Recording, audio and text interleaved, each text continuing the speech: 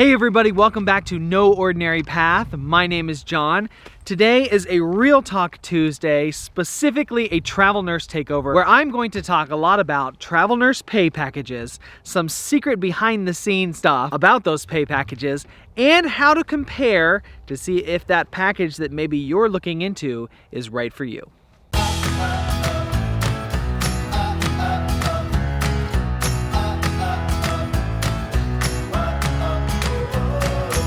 Welcome back. For those of you that are new, again, my name is John. I am a travel nurse who travels around the country in Windy back here, which is our 37-foot travel trailer.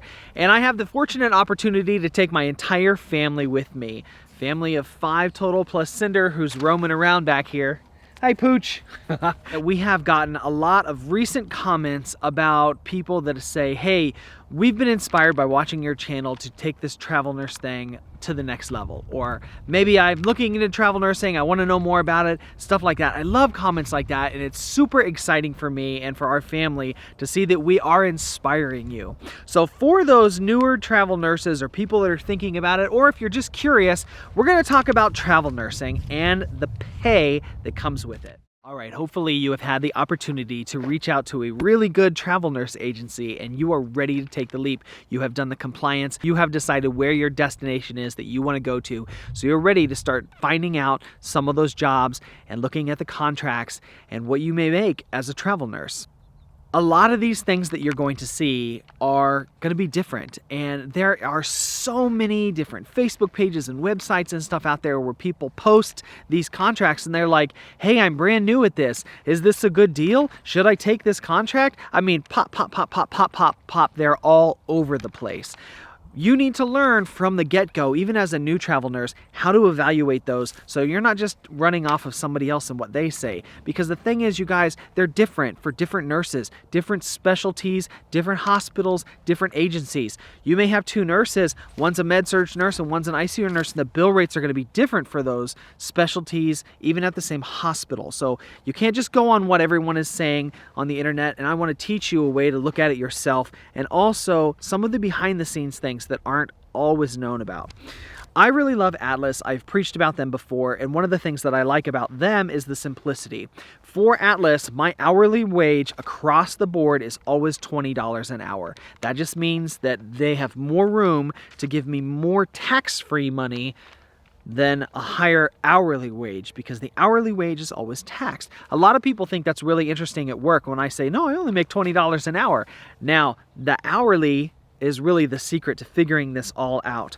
What you need to do when you get that first email from Tasha, my recruiter, who's going to be your recruiter, that says, here's a contract, this is where it's located. For example, Phoenix, Arizona, here's your hourly rate of $20, here's your stipends. It's usually going to be broken down by most companies into per diem, which just means per day, housing, sometimes meals and things are going to be a little extra in there. The hourly wage is always the same. It'll say this is what you're going to make per hour. We work a 36-hour, if you're doing the typical travel nursing stuff, pay period. So you're going to get your per diems and your stipends, and you want to break everything down so that you know exactly per hour what it is. So take your hourly wage, take whatever your stipends are that are usually listed in a week. If they're listed in a month, then just do the math, divide it by 4, then divide it again by 36 to get your hourly. Then take all of those hourly brackets, line them up to find out what your total overall hourly wage is. That's how you can kind of compare a little bit to say, okay, well, at least I know I'm making more than these poor staff guys. When you get those contracts from your agency, there are some things that you can ask about that may not even be listed in the contract that are still part of benefits of travel nursing and stipends. For example, sometimes a travel stipend is not listed on there. Atlas usually gives me a portion of a travel stipend in the beginning to get to the destination and another one at the end of the destination on the last paycheck. Travel stipends are part of it.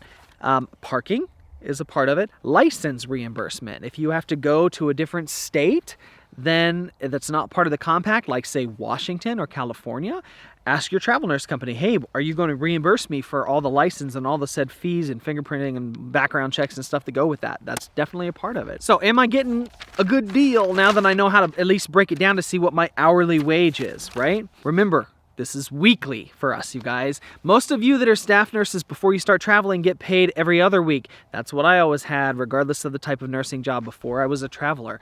It is so nice to get paid every Friday.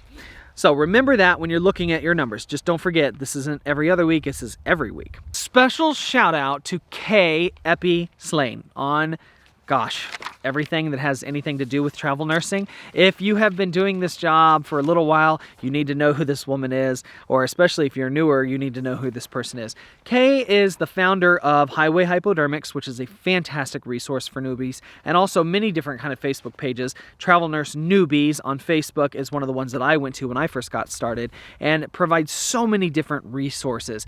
You're talking like how to look at things, agencies to go for. They put out the top 10 list every year of the newest travel, or not newest, but just the general travel nurse agencies to look for. So there's a lot of resources. And Kay is just really good at what she does, and she's really good about breaking it down for people. I mean, she has the word epi in her name, so she's got to get you kickstarted, right? Corny dad jokes. Anyway, she has something called a salary comparison chart. And I'm not going to go through exactly how this works because she's already made a video about it. And so what we'll do is look in the links in the description below, and you're going to see stuff for Highway Hypodermics, some Facebook pages, and certainly her YouTube channel that has how this all works on there. But there's a way where you can, after you figured out your hourly, how you can go in and plug in to compare to see, is this really a good deal or not? Okay, let's get into some more interesting stuff. Now that you've kind of been able to compare, you may see some unique things on your emails with those contracts from your different agencies. For example, and if you really want to know, am I getting a good deal?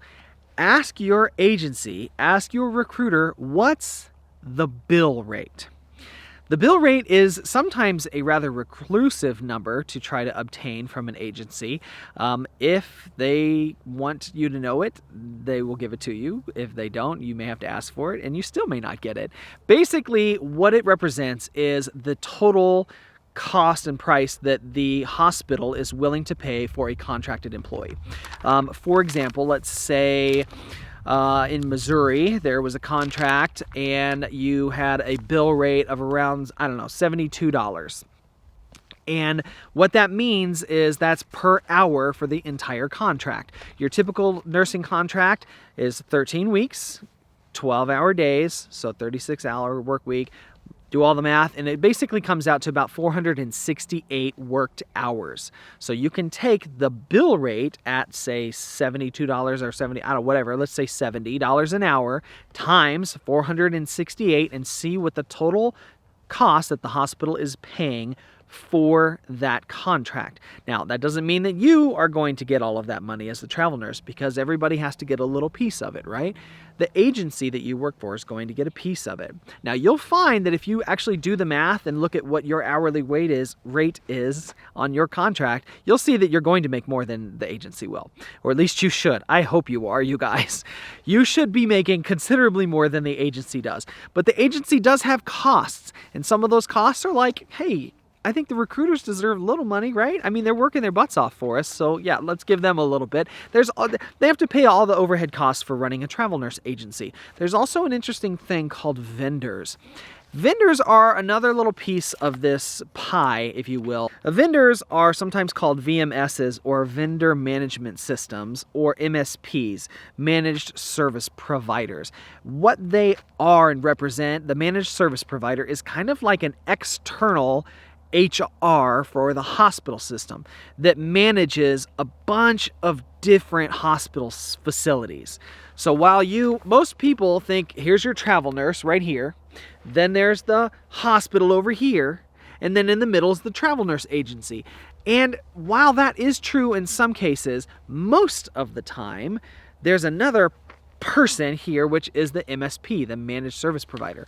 They're the ones that go out and say, okay, we'll gather up all these hospitals and all these hospital systems, and we'll put them all together, and they will give us our contracts, and we will standardize all of the different compliance things that these other staffing agencies that have the personnel that want to work the contracts need to have in order to work for this facility, because some hospitals are going to be a little different than others as far as what they want for compliance. Everybody loves compliance. You're still going to work with that compliance through your travel nurse agency, but it's also to go through this vendor that's requiring it. All right, some other like behind the scenes stuff, right? There's been some instances where I've been at work with another travel nurses from different companies working the same unit, the same shift, same hospital, and the pay that they're getting is different than the pay that I'm getting. Sometimes they're more, sometimes I'm more. But it's interesting that that happens, and that is a question that gets brought up frequently. What are some of the reasons why you may be making something different than someone else? Well, let me give you just 2 examples, because there's a lot of different ones. One of those may be that the agency that you're working with does not have to go through one of those vendors, which is why I mentioned it, to get to the facility. They may have exclusive contract rights with that hospital facility or hospital system. And so they take out that other little middleman, which allows you to have a bigger piece of the pie to share together. Another one may be, interestingly enough, if the agency is a newer one of their marketing strategies is to actually take less money for themselves, give the nurse or allied health professional more money so that they can advertise a higher rate of pay for the staff and therefore recruit more nurses. Generally speaking, after someone's been working with an agency for a while, their tendency is to work with that agency again. Guys, this will be what, like number 5 with Atlas? I don't know, I'm starting to lose count. So it's just easier. You don't have to go through as much stuff. That's why, in my opinion, it's very important as a newer travel nurse to find a good agency up front first. There's a lot of them out there to choose from, you guys. You can take my word for it, but I'm just another travel nurse that's out there too. So go out there, do some research in some of the top companies, and I wouldn't be surprised if you find that good old Atlas is in a lot of those lists, maybe even the top of a few of them. Well, everybody, that pretty much wraps it up. The sun is setting, the golden hour is coming to a close here out in the desert of Phoenix. We are staying on some state trust land that's just beautiful, and I'll flip it around so you guys can see the mountains behind me, or well, behind you. Thank you guys for joining me once more. I really hope you found the content not confusing. I know this is a tough thing, and it is an important thing to really grasp an understanding of. If you have questions, leave them in the comments below. I will do my best. I know there's going to be a lot about taxes. Guys, go visit traveltax.com. That's the best resource for travel nurse professionals when it comes to taxes. I am not a tax advisor. I can't give tax advice. They can. So go visit them for your tax questions. Otherwise, I'm happy to talk about anything else that you guys would like to talk about in terms of nurse pay and trying to find the best deals for you out there. Oh, I got a visitor. What's up? Hi, Dad. Hey, Mr. Desert Monkey. Subscribe to our channel. I think you said it all right there, brah. Bro, Pound it. pound it.